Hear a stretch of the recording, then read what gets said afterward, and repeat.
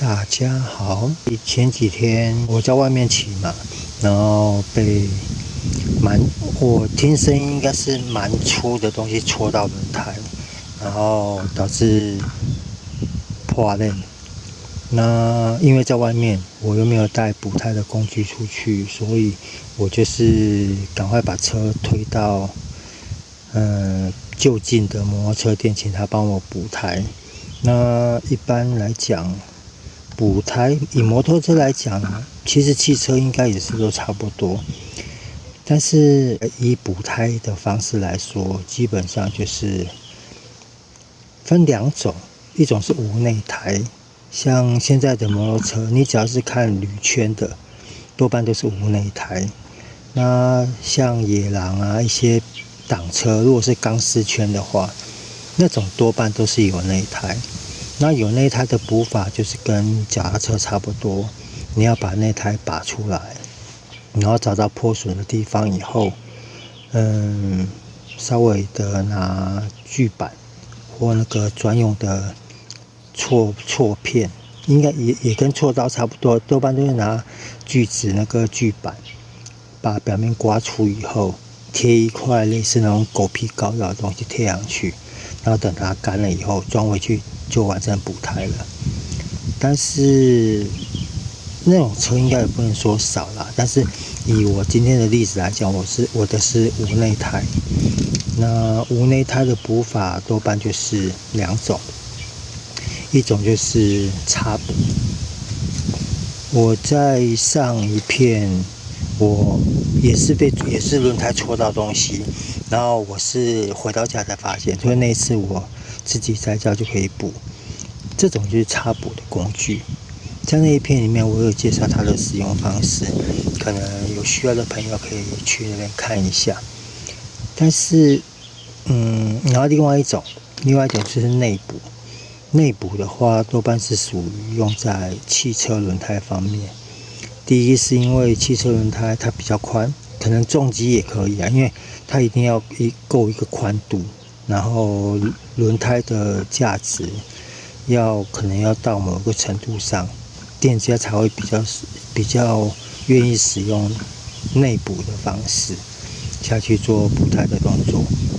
那内补的话，它就是有一支，一般都是气动工具，然后它上面有一个类似那个应该怎么讲，就是在刮的那种，有的是球状，有的是片状，有点像砂轮机那种片那种材质，然后它会在你破损的地方，譬如说这边戳一个洞，它先把旁边这边稍微磨掉一点，磨完以后，然后也是贴一块类似狗皮膏药那种补胎片补上去，那种的效果会比较好，但是它的手续比较繁杂，会比较麻烦，所以一般来说的话，都是使用插补。那今天的重点就是要讲插补，因为这种东西，我们譬如说你骑车去环岛啊，或者说放在车上，体积也比较小，比较好携带，所以多半人都是使用插补。插补有个先决条件这一条就是我换下的轮胎。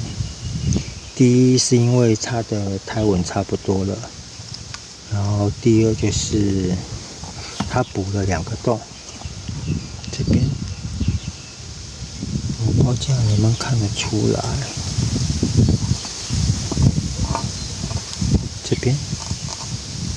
这边有一个，然后这边有一个，这样看得到吗？我怎么看手机看不太出来。然后外部的话就是这个是我上一次拍片的那个洞，到现在它都没有脱落。然后这个是我去外面给人家补的。然后补胎的方式，这样子，不知道你们能不能看得出来。这个这个它是呈现一团，我等一下会再解释。然后这个是呈现一条，有没有？它是一条。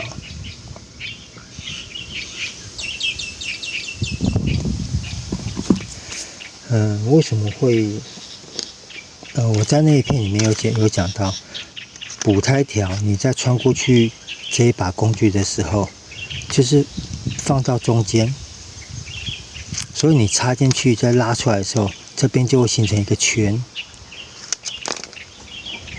就是会形成这样子。不好意思撞到你们，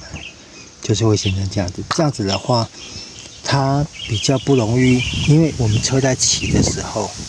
我们车子在骑的话，它会有个离心力，然后它会往外甩。其实这个已经补第2次了，因为我一开始想说，我轮胎硬度还够，还蛮厚的，应该撑得住，所以我在外面补完以后，我就没有理它。但是隔天它又消风了，然后我就想说，因为没有消太多，我没有想太多，那我又骑到一半，就轮胎整个又没有风，结果我看补胎条整个飞出去了。那所以我又跑去补了第2次，结果补第2次的时候还是一样。其实补第1次的时候，我就发现那个老板，他的补胎条，他等于是只插到这边，他就是这样插进去以后，拉出来变成说，你只有一条在里面。一条在里面，我是觉得这样真的很不妥啦。当然，因为你那个洞如果真的非常小的话，你留一条可能有道理。问题是这2把工具是一组，基本上这一把在磨的这一把，它的宽度就只是比补胎条小一点点而已。所以你不管你就算洞再小，当这把下去以后，它也会把洞磨到适合它的宽度。那你只留一条的话，是不是变成说它的那种支撑性会比较差？所以它就变成说骑一骑会甩出来。像这个，我第2次补也是被补成这样子。然后从外表的话，应该看得出来。我自己补的这个已经都卡住了，然后然后都已经卡在里面了，所以因为它里面是呈现一个圈状，它的等于是2条去卡在一个洞里面，所以变成说它比较不会受离心力的影响甩出来。这是补胎的方式啦。还有一个重点就是，你要补胎之前，你要先确定轮胎受损的情况到底是适合哪一种补胎的方式。我这样举例好了，如果你是被钉子、筷子、铁丝那种圆柱体一根的那一种戳到，只要你拔出来的那个物件没有比这把粗，而且它的洞是呈现圆形的话，你都能使用插补的方式。多半当然也是有特殊例外，但是如果你虽然可能你洞很小，但是你是呈现一条的话，直线性的话，譬如说可能像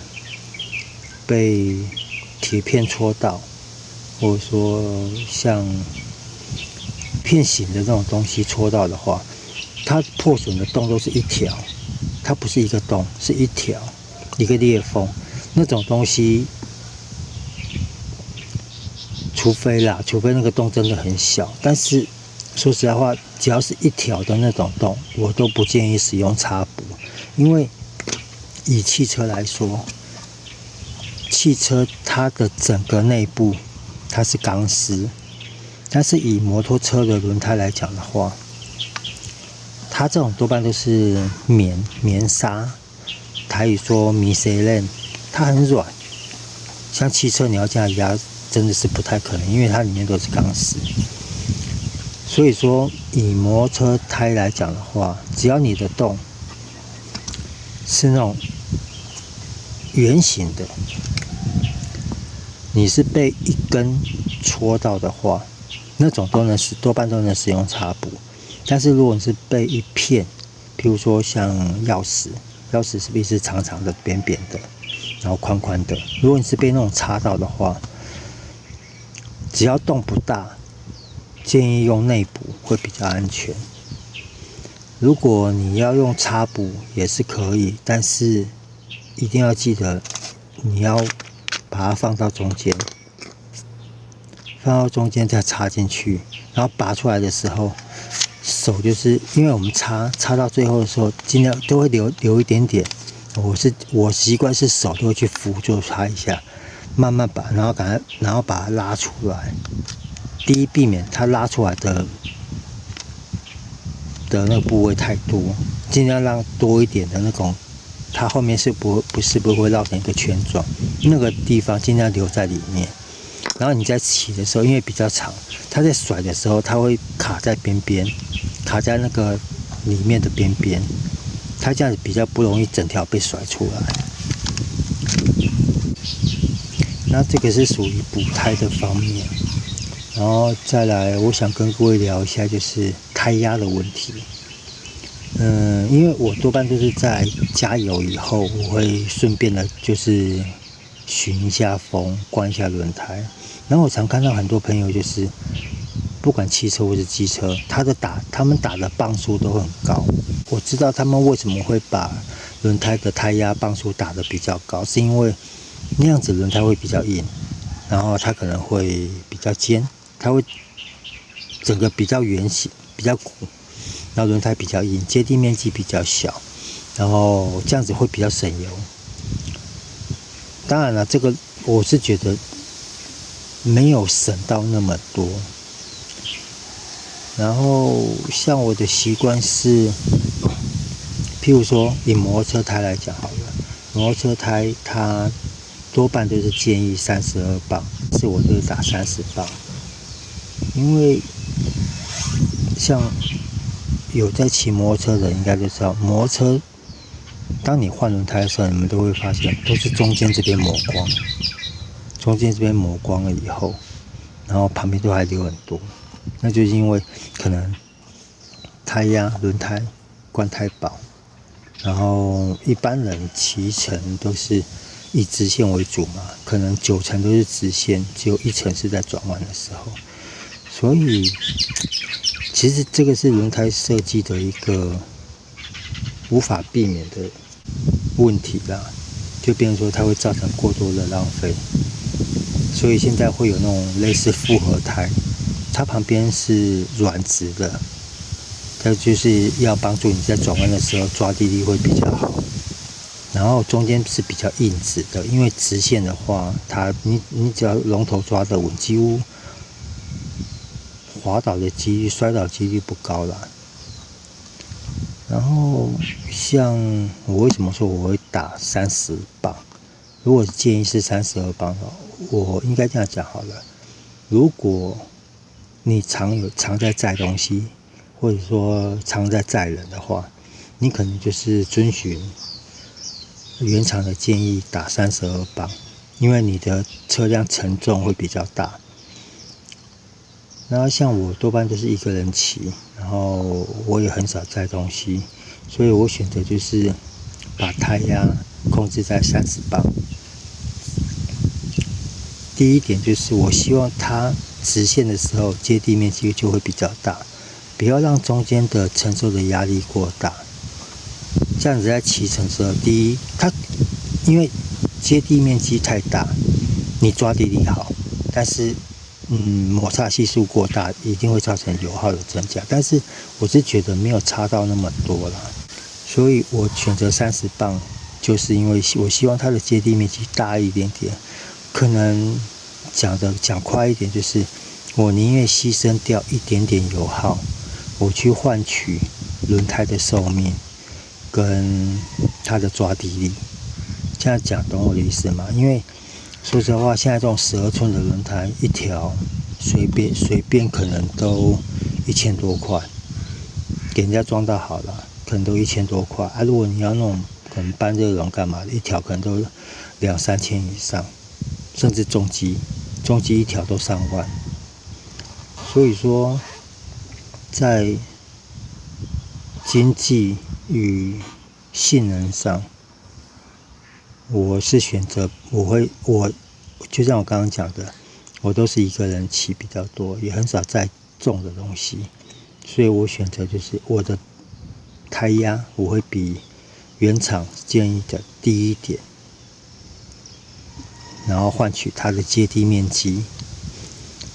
跟轮胎的寿命，因为你接地面积比较宽的话，你不会只磨中间这一条，你看都是中间在磨，看旁边跟新的差不多，但是你看中间就都已经磨光了。所以说，可能很多人把胎压打高，你省了那么一点点汽油，但是你确实牺牲掉你的安全，跟你加快轮胎的磨损。就像我刚刚讲，你风灌越大，它越尖啊，是不是？用这边比啊，你风灌薄一点，它是不是变得比较尖？然后它的接地面积就会比较小，它就会只磨中间这一条。如果你接地面积大一点的话，是不是它不会，它磨耗的面积会比较均匀？其实10条轮胎有9条板都是因为中间磨光，旁边都很漂亮，就是中间磨光，那真的很浪费。然后像胎压打偏高的话，你可能会觉得好像车子变得很竞技啊，避震就会比较硬。但是说实在话，你轮胎如果胎压太薄的话，你等于都是你轮胎它的吸震效果就会变得很差。你等于所有的震动都是靠车子的避震跟车身下去承受。那久而久之，可能避震的寿命也会减短，然后跟车身的异音也会比较多。因为以摩托车来讲，除了挡车以外，摩托车很多都是那种塑胶壳螺丝锁一锁，那汽车很多都是像门的内饰板都是靠那种塑胶扣上去而已。你今天如果把胎压打太薄，你让多数的震动都由车体去吸收的话，久而久之你的车子就会有点异音出现，哩哩啦啦那种感觉。摩托车也是一样。所以说，以胎压来讲的话，我的建议就是，如果你常在载人，如果你常常有在载东西的话，尽量按照原厂的建议去打你的胎压。当然，如果你常载那种很重的东西的话，可能稍微多打个1-2磅没关系，不要超过太多，因为每条轮胎都会有它承受的胎压值，你打太高，可能它会有爆裂的危险。如果像我这种可能都是一个人骑，然后也很少在载重物的话，我建议就是你可以打的比原厂建议的胎压值低一点点，像原厂建议32，我就是打30，然后用意就是像我刚刚讲的，我牺牲掉一点油耗，我增加操控，我延长轮胎的寿命。轮胎软一点的话，它能够吸收的震动也会比较大。好了，这就是今天要跟各位聊的补胎。